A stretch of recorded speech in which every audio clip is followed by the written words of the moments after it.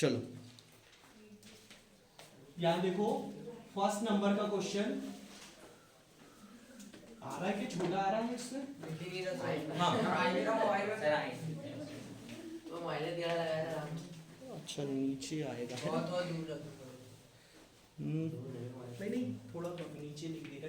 कहाँ से? यहाँ से आया दिक्कत और बस हाँ पहला नंबर चलो बोलो। दो संख्याएं a और b इस प्रकार हैं a गुणा b बराबर कितना है 64 और HCF बराबर 16 तो हमको LCM निकालना है। LCM तो यहाँ पर क्या करेंगे जो दोनों का दिया रहता है उसको ऊपर रखना है बटे 16 करेंगे और 16 से काट देंगे। 16 से कितने बार कटेगा? 16 एकम 16 16 दूनी 32 और 32 दूनी 64 यानी 4 बार में कटता है। LCM क्या आएगा हमारा 4। आ रहा समझ में? अगला क्वेश्चन हाँ यदि किसी द्विघात बहुपद ax² + bx + c के शून्यक अल्फा और बीटा हो तो अल्फा इंटू बीटा क्या होता है? c/a C/a और अल्फा प्लस बीटा अभी नहीं बताता है ना। चलो आगे बढ़ो। यदि a1 = a2 b1 = b2 c1 = c2 है तो रैखिक समीकरण युग्म a1x b1x = 0 तथा ax + b2y + c = 0 का एक हल होगा।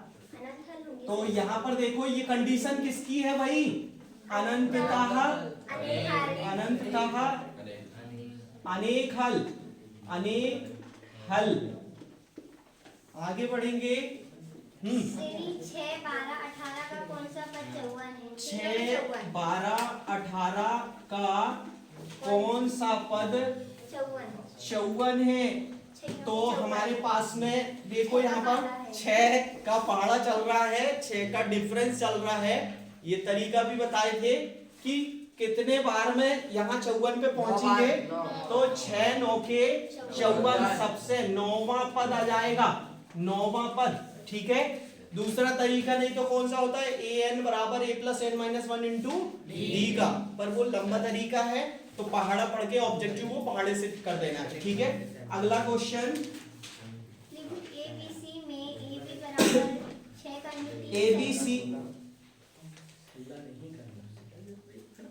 AB = 6 करनी थी AB बराबर 6 करनी 3 सेंटीमीटर। AC बराबर 12 सेंटीमीटर और BC = 6 सेंटीमीटर। BC बराबर 6 सेंटीमीटर। तब B का मान ज्ञात कीजिए। तो किसका मान? B। B का मान हमको ज्ञात करना है। कोण B है क्या? हाँ कोण B। कोण B है। देखो यहाँ पर कोण B सीधे बोलते हैं ना समकोण है 90 अंश। कोण B क्या बोल दोगे? मैंने पढ़ाते समय भी बोला हूं कि ऐसा रहेगा तो सीधे हमको समकोण बना देना। क्यों? जब तीनों भुजाएं दी है तो चौथी भुजा तो होती नहीं, तीनों दी हुई है यानी वो पूछ रहा है हमसे कि भाई वो समकोण वाले जो क्वेश्चन किए थे लेफ्ट हैंड साइड बराबर राइट हैंड साइड, हमने वैसे ही उसमें समकोण दिया रहता था। पाइथागोरस प्रमेय लागू है इसलिए समकोण त्रिभुज है। क्वेश्चन पूछने का तरीका 1 नंबर में बदल चुका। ठीक है अगला देखेंगे। हाँ दो बिंदुओं ax1 y हाँ दो बिंदुओं के बीच की दूरी का सूत्र क्या होता है भाई? x2 - x1 का whole square plus y2 - y1 का होल स्क्वायर, ये हमारा सूत्र होता है। ठीक है आ रहा समझ में? अब देखो इसके बाद में आगे का और करेंगे हम। तो अगला क्वेश्चन नंबर 7। ठीक है 7 नहीं है। प्रश्न नंबर 2। हाँ प्रश्न नंबर 2। प्रश्न नंबर 2 खालिस्तान रिक्त स्थान की पूर्ति कीजिए। सेकंड नंबर का क्वेश्चन आता है अपने को। तो पहला क्वेश्चन है कि भाज्य संख्याओं को हम किन टुकड़ों में बांट सकते हैं? भाज्य को संख्याएं अगर रहेंगी तो किस रूप में तोड़ सकते हैं हम? पहला अध्याय ध्यान करो। अभाज्य के रूप में तोड़ते हैं। जैसे 64 संख्या है, इसको हम जब गुणनखंड निकालेंगे तो यहाँ पर टोटल गुणनखंड निकालते हैं तो किसमें आते हैं? अभाज्य।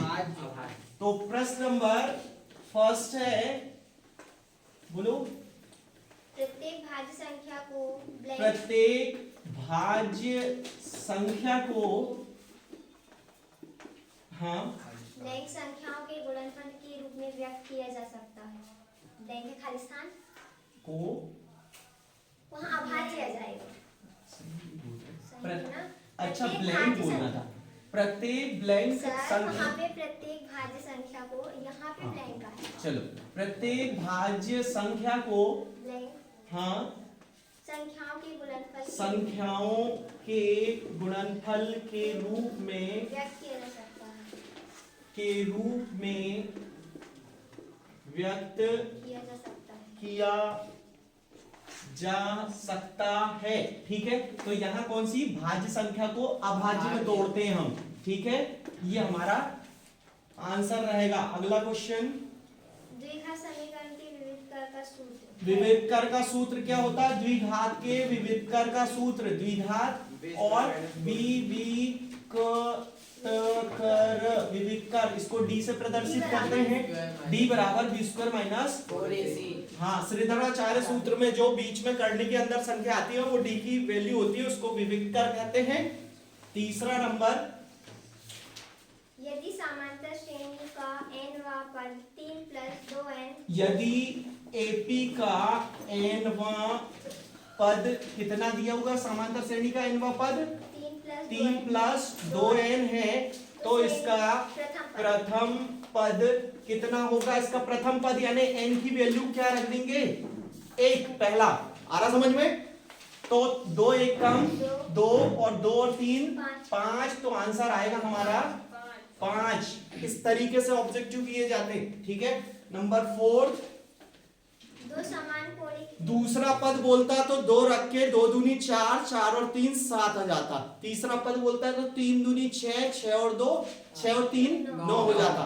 ठीक है, या 1 2 पद याद कर लो और डिफरेंस बनाते चलो। हाँ, दो समान कोणिक त्रिभुजों में उनकी संगत दो भुजाओं समकोणिक त्रिभुज, समकोणिक यानी जिनके कोण समान हो, जिनके कोण समान हो तो उनकी भुजाओं का अनुपात सदैव कैसा रहता है? बराबर। कोण बराबर होते हैं और भुजाएं कैसी होती हैं? दो ही चीज तो पढ़ाया हूं फिर भी भूल रहे हैं, है ना? कोण बराबर होते हैं और भुजाएं समानुपातिक। तो क्वेश्चन में जो भी पूछा जाएगा उस हिसाब से, तो यहाँ पर पूछा जा रहा है कि अनुपात कैसा होता है? अनुपात कैसा होगा?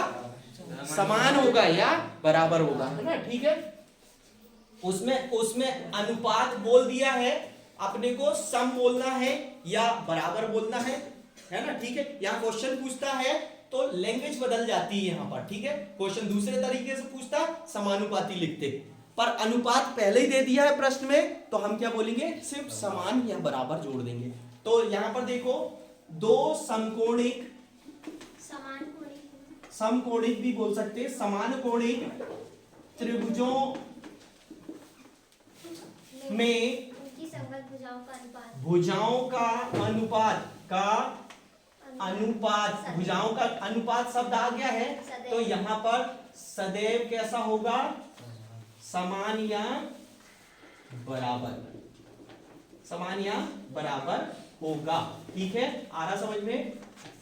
आगे देखेंगे क्वेश्चन नंबर 5। क्वेश्चन नंबर 5 क्या है?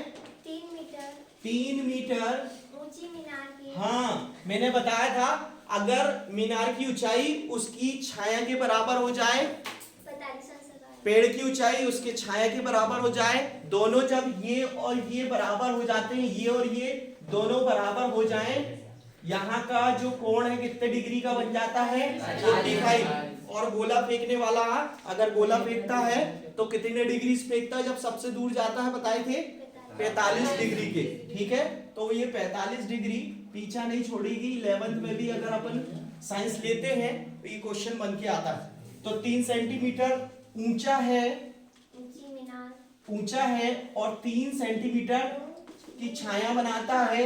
ऐसे कोई भी क्वेश्चन आए और लिखने को मिलेगा वार्षिक में कि भाई हमको लिखना ही है, ये आएगा ही, देख लेना। और अगर √3 रूट वगैरह आ जाता है तो फिर 10 में जाएंगे तो उसमें 30 या 60 अंश का आंसर आता है। तो इसमें जब दोनों बराबर हो जाए तो डिग्री क्या लिखेंगे हम? 45 डिग्री। अगला देखेंगे 6वां नंबर। ठीक है, हाँ है।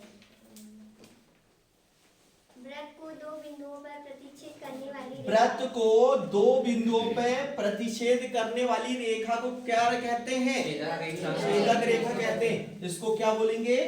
छेदक रेखा। और एक बिंदु पर करती है तो वो कौन सी रेखा होगी? स्पर्श रेखा। स्पर्श रेखा और वृत्त के जो इस बिंदु को टच करता है वो बिंदु को क्या बोलते हैं? स्पर्श बिंदु कहते हैं। ये सभी ऑब्जेक्टिव हमारे पास में लिखे हुए हैं, है ना? ठीक, आगे देखेंगे। 7वां नंबर है क्या? नहीं। चलो आगे देखेंगे। जोड़ी हमको साइन थीटा कॉस थीटा से आएगी, पर इस साल जो चल रहा है वो मिक्सचर चल रहा है। ठीक है, mixture sine theta cos theta के साथ में दो या तीन ऑप्शन वो वृत्त से मिला दे रहा है, और जोड़ी ऐसे ही देखने को मिलेगी हमको। ठीक है, ये जोड़ी हमको जैसे अभी भी जो छमाही में मिलाया वैसे ही किया। ठीक है, और लगभग छमाही की तैयारी, प्री बोर्ड की तैयारी, ये हमारे कहाँ काम आएगी? वार्षिक में। ठीक है, तो जोड़ी में देखो हमको तो डायरेक्ट ऑप्शन बनना चाहिए। यहां पर बोलो a plus cos square a plus cos square theta. नहीं कॉट है। कॉट देखो, कॉट ये सर्वसमीका बन रही है। सर्वसमीका कॉट के साथ में सर्वसमीका में क्या रहता है भाई? कॉट के साथ में टेन के साथ में सेक होता है, कॉट के साथ में कोसेक रहता है। सर्वसमीका रहेगी तो स्क्वायर जरूर लगाना पड़ेगा। आगे sec theta is equal to, अब सेक थीटा को हम दो तरीके से कर सकते हैं। सेक किसका उल्टा होता है? कॉस का। तो कॉस का व्युत्क्रम होता है, व्युत्क्रम वाले से बना सकता है 1 अपॉन कॉस थीटा। एक आंसर ये है। ठीक है, लगभग यही बनेगा। तीसरा sine square theta plus cos square theta. पहली नंबर की सर्वसमीका थीटा बराबर हो, कई बार 45-50 वाले क्वेश्चन बना देता है। मैंने पहले भी बताया था, इसका आंसर क्या आता है? हमेशा एक आता है। यहाँ पर कई प्रकार से ऐसे भी बना दे सकता है, 45 प्लस कॉस स्क्वायर 45 डिग्री। तो ऐसे कोई भी क्वेश्चन आएंगे उसके आंसर क्या आएगा? हमेशा एक आएगा। ठीक है, और ध्यान रखना है हमको कि साइन और कॉस जुड़ता है तो 1 आता है। साइन और कॉस जुड़ता है 1 आता है। एक में से कॉस स्क्वायर घटेगा तो क्या आएगा? साइन आएगा। एक में से साइन स्क्वायर घटेगा तो कॉस स्क्वायर आएगा। इस तरीके से याद रखना है। ठीक, वृत्त की परिधि लंबाई होती है, तो हमारा क्वेश्चन का आंसर रहेगा 2 पाई आर। और जब ये परिधि सिर का सामने वाला 2 सिर के ऊपर चले जाए तो ये हो जाता है क्षेत्रफल, क्योंकि क्षेत्रफल हमेशा कहाँ रहता है? यूनिट क्या रहती है क्षेत्रफल की? स्क्वायर होती है। ठीक है, आ रहा समझ में? आगे बढ़ेंगे। वही क्वेश्चन है। इसी में 2 क्वेश्चन और बना सकता है कि वृत्त के त्रिज्यखंड का क्षेत्रफल और वृत्त के त्रिज्यखंड की लंबाई, चाप की लंबाई। तो इसी में थीटा बटे 360 थीटा बटे 360 करेंगे तो हमारे आंसर्स बनेंगे। परिधि से चाप की लंबाई बनती है और त्रिज्यखंड का क्षेत्रफल से बनता है। ठीक है, तो उसी में अगर हम इधर बढ़ा देंगे तो वो बन जाएंगे। आगे देखेंगे 6 नंबर। असंभव की प्रायिकता क्या होती है भाई? 0 होती। जो काम असंभव होता है उसकी प्रायिकता 0, और जो संभव होता है या निश्चित होता है उसकी प्रायिकता 1 होती है। और संभव और असंभव का योग कितना होता है? योग शब्द कहीं भी आ जाए 1 लिखना है। ठीक है, हाईएस्ट होती है। चलो आगे देखेंगे। एक वाक्य में उत्तर, क्वेश्चन नंबर 1। यदि किसी द्विघात समीकरण के विविधकर का मान धनात्मक हो तो विविधकर का मान b का मान पॉजिटिव हो, मान के चलो कि पॉजिटिव यानी 45 पॉजिटिव धनात्मक है, तो मैंने बताया था ये संख्या रेखा से कि 0 इधर की प्लस वैल्यू रहती है, इधर की माइनस। 0 हमेशा कैसे होता है? समान होता है। इधर वाले और इधर वाले असमान होते हैं। ठीक है, ये सब पढ़ा चुके हैं, इसलिए थोड़ा स्पीड से पढ़ा रहे हैं ना। असमान होते और वास्तविक या ऋणात्मक या अधिकल्पित तो ये ऋणात्मक संख्याएं होती हैं। ऋणात्मक को हम अधिकल्पित भी बोलते हैं और धनात्मक को क्या बोलते हैं? वास्तविक बोलते हैं, वास्तविक। तो अब देखो पॉजिटिव संख्या आ रही है, कौन है भाई? 2 मिनट मिल के जाना। नहीं मैं फोन डालू, सीटी बजा इसने।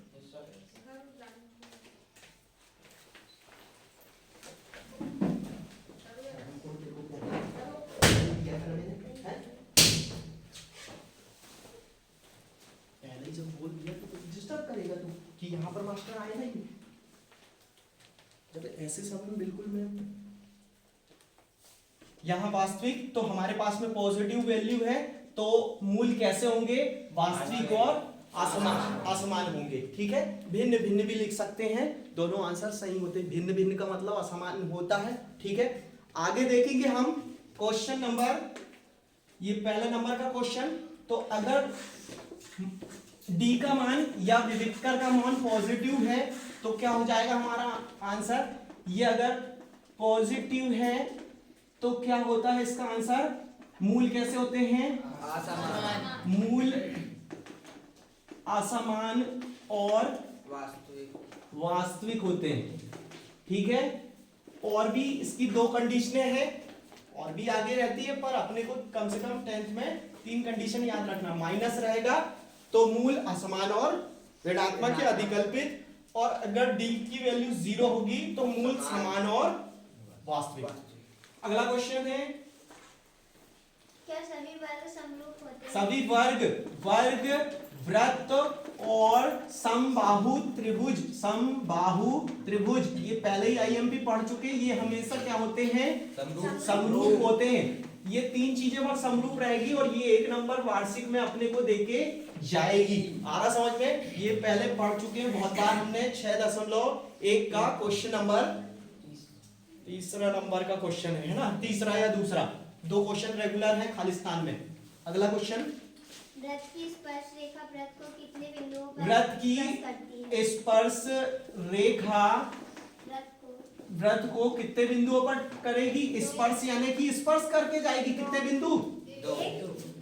रेखा वृत्त को कितने बिंदु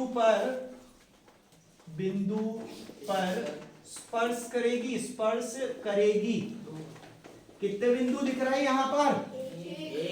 हाँ, गधों बिल्कुल टच करके निकल जाती है, 2 बिंदु नहीं होते। जैसे हमने 2 उसमें भी क्वेश्चन 1 देखे थे, ऐसे जाके और यहाँ टर्न हो जाता है, तो यहाँ पर एक ही बिंदु काउंट करना है शून्य वाले क्वेश्चन में, है ना? ठीक है, तो इस तरीके से हमको ध्यान रखना है कि स्पर्श रेखा 1 बिंदु पर, छेदक रेखा 2 बिंदुओं पर, और उल्टा पूछ लेता है कि अगर कोई रेखा वृत्त को 2 बिंदुओं पर काट रही है तो उसको छेदक रेखा कहेंगे, और 1 बिंदु पर कर रही तो स्पर्श रेखा, और दोनों के संगमन बिंदु को हम क्या बोलेंगे? स्पर्श बिंदु कहेंगे। अगला, बिंदुओं 1, 4 और 3, 2 को मिलाने वाले रेखाखंड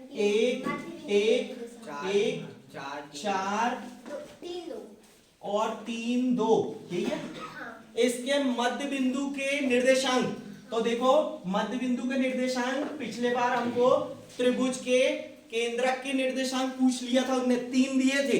3 वाला क्वेश्चन ही आएगा, ये बहुत खास क्वेश्चन है और 1 नंबर देके ही जाता है हर साल। पहले को पहले से प्लस करेंगे और हाफ करेंगे, दूसरे को दूसरे से प्लस करेंगे और हाफ करेंगे, और दोनों को कोष्ठक के अंदर लिखना।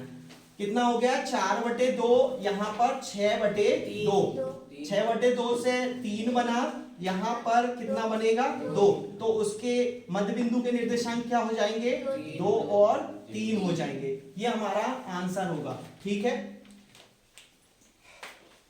अगला question, question number 5। Question number 5 में क्या करना है हमको? हाँ, घनाभ के संपूर्ण पृष्ठ का क्षेत्रफल। घनाभ का संपूर्ण पृष्ठ, घनाभ का संपूर्ण पृष्ठ, संपूर्ण कितने पृष्ठ होते हैं इसके घनाभ के? 6। हाँ, जैसे ये रूम है ना, 6 होते हैं, पर 2 एक जैसे होते हैं, तो हमको 2 को बाहर निकाल लेना है, और यहाँ पर 3 ठो पद बनेंगे, तो LB plus BH plus HL, ठीक है। तो ये 2 से, ये 2 से, ये 2 से, जैसे हमारा छत और फर्श हो गया, ठीक है। आइट साइड की 2 दीवारें एक सी रहेगी, घनाभ में 2 दीवारें एक सी रहती हैं और 2 अलग अलग होती हैं, ये समझ रहे हैं हम, है ना। अपने शब्दों में समझना है तो बड़ी आसानी से बनेगा। टोटल 6 फलक, है ना।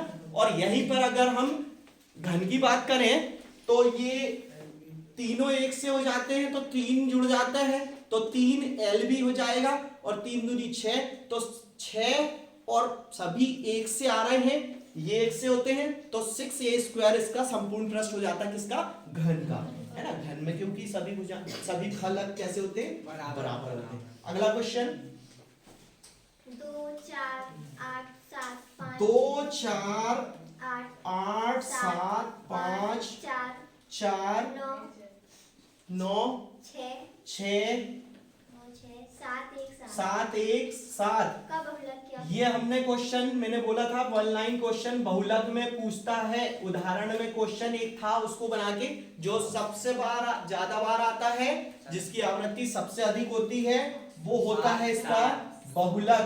तो बहुलक कितने, इसमें 7 3 बार आया है, 3 अधिकतम बार है, 7 अधिकतम बार है, तो इसका बहुलक होगा 7। उसकी संख्या नहीं देखना है, संख्या आंसर नहीं होता, वो जो आंकड़ा सबसे अधिक बार आता है वो बहुलक होता है, ठीक है। और वार्षिक में माध्यिका पे भी एक क्वेश्चन छोटा सा बन सकता है, वो जो बनेगा, और एक जो है उसमें संबंध पे है, तो वो संबंध वाला क्वेश्चन भी हम हमारे अगली क्लास में देखेंगे, है ना, ठीक है। अभी हमको ये करना है सत्य सत्य असत्य, सत्य असत्य देखेंगे। हाँ? सत्य असत्य, पहला क्वेश्चन क्या है, किसी बिंदु का भुज 0 है और कोटि 3 है, तब वह x अक्ष पर स्थित होगा। असत्य। देखो यहाँ पर भुज यानी x का मान 0 है, और सीधे सीधे क्वेश्चन बनता है इसका। यहाँ पर पहला नंबर भुज क्या है, इसका 0 है, और कोटि कितनी है, 3 है। क्वेश्चन तो 9वीं नंबर का है, तो यहाँ निर्देशांक 0 और 3 रहेंगे। जिस अक्ष पर बैठा रहेगा, ये लाइन के ऊपर बैठा, भाई पटरी के ऊपर बैठा है यहाँ पर, है ना, ठीक है। तो यहाँ पर y वाली वैल्यू में जहां 3 आएगा तो कौन से अक्ष पर है, y अक्ष पर है, तो आंसर देंगे हम, ये कहां पर है, y अक्ष। अक्ष लिखने के पहले एक डैश का निशान लगाया जाता है, जो लिखना हमारे अच्छे नंबरों को प्रदर्शित करेगा, ठीक है। आगे देखेंगे, ये सत्य हो क्या? सत्य। हाँ सत्य सत्य है, तो y अक्ष लिखा हुआ है, नहीं, वहाँ x लिखा x लिखा हुआ है, तो ये हमारा असत्य हो जाएगा, ठीक है, असत्य हो गया, y अक्ष रहता हमारा सही आंसर। आगे देखेंगे, यदि किसी द्विघात समीकरण के विभक्तर का मान 0 है तो द्विघात में विविधकर यानी d का मान 0 हो गया, d का मान 0 हो गया, तो ये क्या कंडीशन रहेगी, हमको पता रहना चाहिए, समान होगा और वास्तविक होगा। अब हमको सत्य असत्य पे देखना है, सही बोल रहा है क्या गलत बोल रहा है। तो यहाँ पर उन्होंने बोला कि समान भी होगा और वास्तविक होगा, वास्तविक एवं आएगा यहाँ पर, ठीक है, एवं वास्तविक होगा, तो ये क्या हो गया, सत्य होगा, ठीक है। अगला क्वेश्चन, श्रेणी 2 -2 2 -2 एक समांतर श्रेणी। क्या फिर से बोलूं, श्रेणी 2 -2 -2 हाँ 2 -2 देखो यहाँ पर फिर से रिपीट हो रहा है, अब पर डिफरेंस देखना पड़ेगा। तो अगर हमको नहीं भी समझ में आता है तो दूसरे में से हमको किसका घटाना है, पहले को घटाना है, ये घटाए तो कितना आ गया, -4। अब तीसरे में से हमको इसको घटाना है, तो ये माइनस इसका और एक माइनस इसका होगा, तो यहाँ क्या हो जाएगा, प्लस हो जाएगा, ये प्लस हो जाना है ना, तो 2 और 2 कितना होता है, 4, और ये दोनों बराबर नहीं है, तो ये AP है क्या, नहीं है, और इसमें क्या बोला है, समांतर श्रेणी यानी AP। क्वेश्चन में क्या बोल रहा है वो, कि AP है या नहीं,